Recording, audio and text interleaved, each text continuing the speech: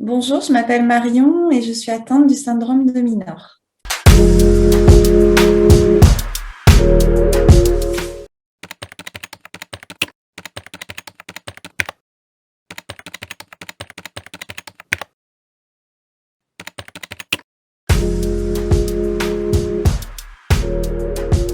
Donc, la maladie de Minor, c'est une malformation appelée déhiscence de l'os qui recouvre le canal semi-circulaire supérieur de l'oreille interne. Cette oreille interne fait partie du système vestibulaire. Quand il y a une déhiscence, le son s'échappe par ce trou et touche le cerveau, ce qui provoque tous les symptômes.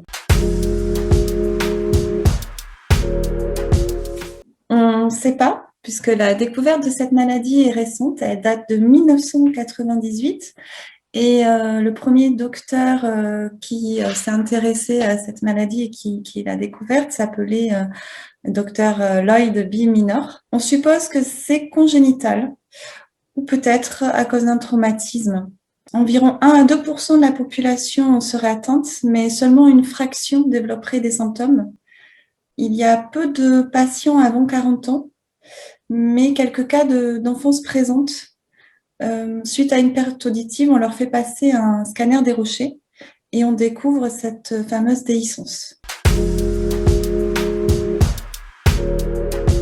Alors moi, la maladie, je l'ai découverte suite à des crises de vertige rotatoire qui me faisaient tomber à terre avec des forts vomissements. Je pouvais pas marcher, je devais rester allongée. Donc au départ, j'ai pensé à un AVC, j'ai appelé les pompiers qui m'ont amenée aux urgences. On a fait une Ouais, batterie de tests qui s'est révélée négative. d'accord. Et ensuite, j'ai eu 6 mois d'errance médicale seulement, car dans cette maladie, il y a des patients qui ont parfois une dizaine d'années, voire plus d'errance médicale, car comme c'est une maladie rare, elle n'est pas connue, donc pas détectée par les ORL ni les médecins traitants. Donc moi, au bout de 6 mois, après avoir fait des tests sanguins, pas radio, euh, scanner cérébral, test sanguin à la recherche de maladies, de virus, maladies de Lyme, etc. J'ai vu que dans une ville près de chez moi, il y avait un centre de vertige. Donc je me suis dirigée vers ce centre. Et là, effectivement, il y a une batterie de tests à effectuer pour découvrir ce syndrome de Minor. Donc le premier test, c'est un interrogatoire. On interroge sur les symptômes. Vertige, autophonie, etc. Le deuxième test, c'est un scanner des rochers. Donc c'est vraiment un scanner précis qui, lui, va dévoiler une déhiscence ou pas de ce canal semi-circulaire supérieur de l'oreille interne. Et ensuite, il y a le test PEO, potentiel évoqué autolytique. Et c'est ce fameux test qui affirme la maladie. Ok. Voilà, parce qu'on peut avoir une déhiscence au scanner et ne pas être malade de Minor. C'est-à-dire ne pas avoir de symptômes, ne pas déclencher la maladie. Et ce test PEO vraiment confirme la maladie. Ok. Et inversement, on peut ne pas avoir de déhiscence, car elle peut être cachée, où l'os peut être tellement fin qu'il laisse quand même passer le son sur le cerveau et avoir la maladie de Minor. Donc vraiment, ce test, c'est le plus important. Ce sont des électrodes qui sont posées le long du cou. Ouais, comme ça, on met sur le front ici, vraiment sur le nerf en fait. Et on envoie des sons. Le test qui confirme la maladie mineure, c'est à 4000 Hertz. Et en fait, ça D'accord. sort sous forme d'une courbe.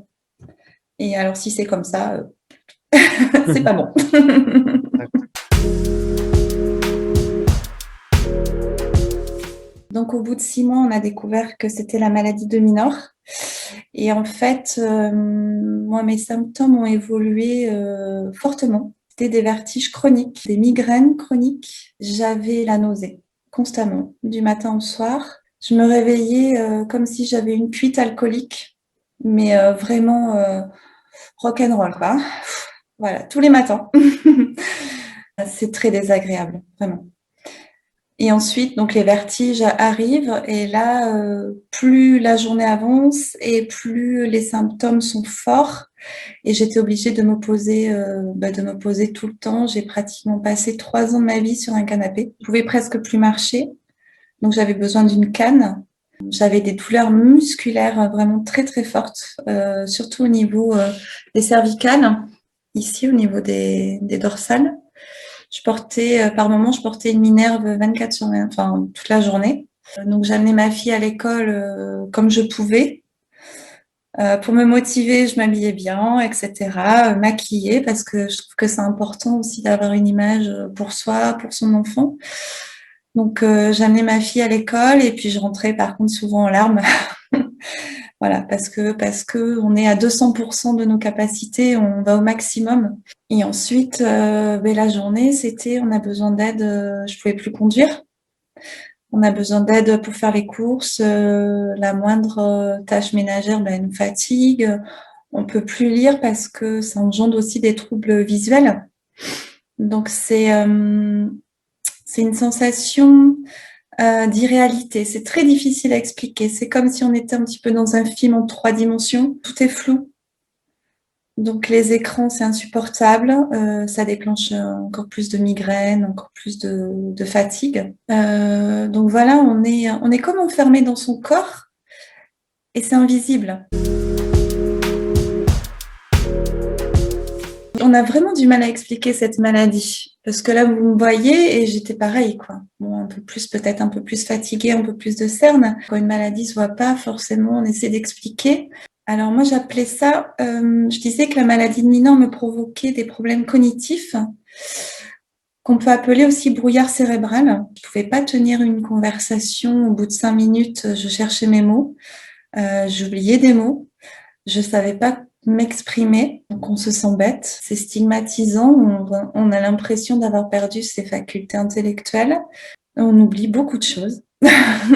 J'avais une perte des repères spatiaux, c'est-à-dire que quand je conduisais encore et que je pouvais encore aller faire mes courses au supermarché, je savais plus comment aller au supermarché. Donc je réfléchissais, mais à droite, à gauche, comment. Je savais plus conduire, comment me garer. Ça me prenait 5 minutes pour me garer sur une place de parking, pour sortir d'une place de parking, jusqu'au jour où c'était plus possible de conduire, c'était trop dangereux. Et je savais plus faire une marche arrière. Donc je faisais une marche avant. Donc heureusement, j'ai écrasé personne. Voilà, donc ça, c'est vraiment un brouillard cérébral qui est pas trop répertorié dans les symptômes de Minor. Voilà, on est en train avec le groupe Facebook, avec certains membres de l'association SDCS, de répertorier les symptômes afin qu'il y ait une étude de faite par le corps médical. J'ai pas eu de surdité parce que cette maladie, souvent, elle est découverte à la base par un problème de surdité brutale. Alors moi, j'avais pas de problème de surdité, mais par contre, j'avais de l'hyperacousie et de l'autophonie. Donc l'hyperacousie, je disais souvent, j'ai l'oreille d'un mutant X-Men. Super pouvoir.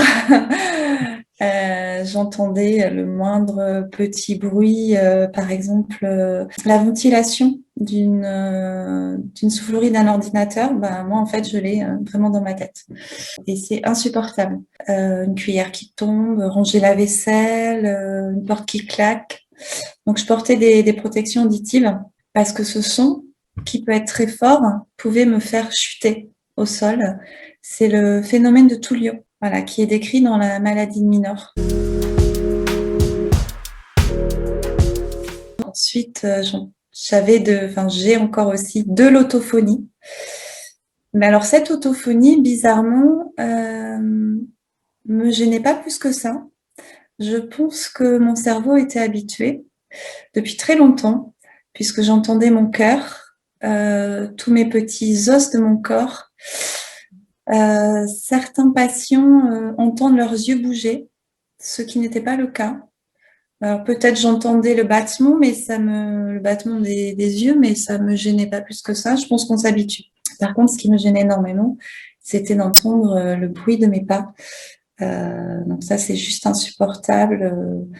Exit les Santiago, les bottines. Voilà, parce que c'est juste pas possible. Même sous la douche, j'étais obligée de mettre des protections auditives parce que ça me déclenchait des vertiges, le bruit de l'eau, le son sur ma nuque. Au niveau des douleurs musculaires aussi, au début de la maladie, on a pensé à la fibromyalgie. On retrouve aussi souvent des patients atteints du syndrome de Minor qui comparent ça à une fibromyalgie. Voilà, puisque c'est notre corps nous fait mal, brûle.